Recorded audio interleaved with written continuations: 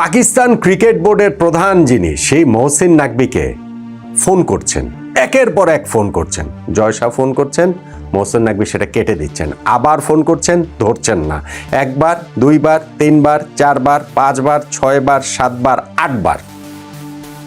জয় শাহ 8 বার Mohsin নাকভিকে phone করেছেন, কিন্তু মহসিন নাকভি সেটা ধরেননি, কেটে দিয়েছেন, উপেক্ষা করেছেন। এখন যে কি করবে আইসিসি, এখন যে কি করবে ভারতীয় ক্রিকেট বোর্ড, তারা ভেবেই পাচ্ছে না। টি-20 বিশ্বকাপটা আদৌ কি আয়োজন করতে পারবে? ভাই, আপনি যদি এই গল্পটা বিশ্বাস করেন, তাহলে আপনার বুদ্ধির বিদেহী আত্মার প্রতি আমার শোক রইল, সমবেদনা রইল।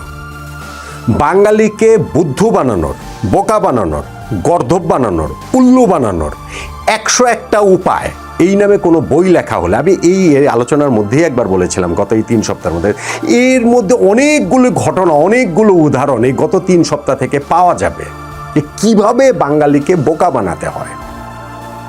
এবং এক্স্যাক্টলি সেই ঘটনাটাই ঘটছে। আমাদের একটা সময় আমাদের বোকা বানাতে বানাতে এমন একটা অবস্থা হয়েছিল যে বাংলাদেশ ছাড়া বিশ্বকাপ হবে না, হতেই পারে না, কোনোভাবেই সম্ভব না। অবশ্যই বাংলাদেশের দাবি মেনে নিচ্ছে, আইসিসি চাপে পড়ে গেছে, ভারত নতজানু হয়ে গেছে, বাংলাদেশের খেলা শ্রীলঙ্কায় চলে গেছে। 10 দিন দেখেছেন আপনারা, 15 দিন দেখেছেন আপনারা, কেননা আপনারা সেইটাই শুনতে চান। আপনারা যেটা শুনতে চান, আপনারা যেটা পড়তে চান, সেটাই আপনাদের শোনানো হয়, সেটাই আপনাদের পড়ানো হয়। সাংবাদিকতা করা হয় না, সত্যটা আসলে বলা হয় না। এখন ফাইনালি যখন বাংলাদেশ বাদ, এখন হিসাবটা কি? পাকিস্তানও খেলবে না। আরে বাবা, পাকিস্তান প্রথম কথা না খেললে বাংলাদেশের কি? মানে পাকিস্তান যদি না খেলে বাংলাদেশের কি এমন হবে আমাদের ক্রিকেটের ক্ষেত্রে? আমরা কি আবার বিশ্বকাপে খেলবো? তাহলে পাকিস্তান না খেললে এই জায়গাটাতে আমাদের কি নাম্বার 1? আর নাম্বার 2 হচ্ছে কি, সেই পাকিস্তান খেলবে না বলে একের পর এক গালগপ্প যেইভাবে আসলে ছড়ানো হচ্ছে, সেইটা দেখে আমার বিস্ময় লাগে এবং সেটা বিশ্বাস করার মানুষেরও অভাব নেই।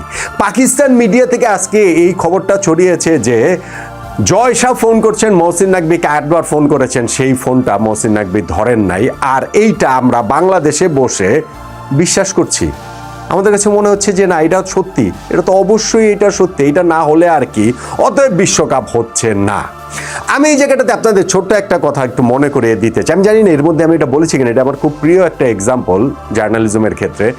ওই যে উপসাগরে যুদ্ধ হয়েছিল না, ইরাকের যুদ্ধ হয়েছিল না, মার্কিন যুক্তরাষ্ট্র তারা যে আক্রমণ করেছিল, ইরাকে প্রাণঘাতী অস্ত্র আছে, খুবই অন্যায় একটা যুদ্ধ ইরাকের উপরে চাপিয়ে দেওয়া হয়েছিল।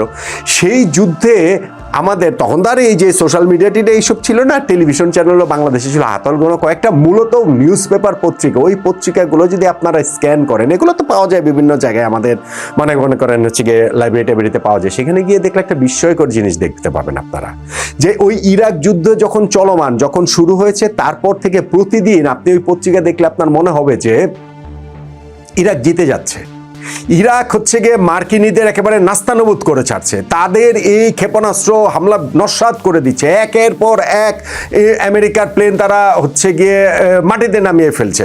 এই প্রতিদিন আপনি পেপার খুললেই দেখতে পাচ্ছেন যে ইরাক জিতে যাচ্ছে। এবং অল অফ এ সাডেন বাংলাদেশের মানুষ একদিন দেখতে পেল ইরাকের পতন ঘটে গিয়েছে, সাদ্দাম হোসেনের পতন ঘটে গিয়েছে। সো এর আগের যে বিল্ড আপের পুরোটা সময় জুড়ে মানুষকে এই আমাদের এই সাংবাদিকরা আমরা বোকা বানিয়েছি, কেননা মানুষ ওইটা শুনতে চায়। মানুষ শুনতে চায় যে ইরাক জিতছে, ইরাক জিততে চলেছে।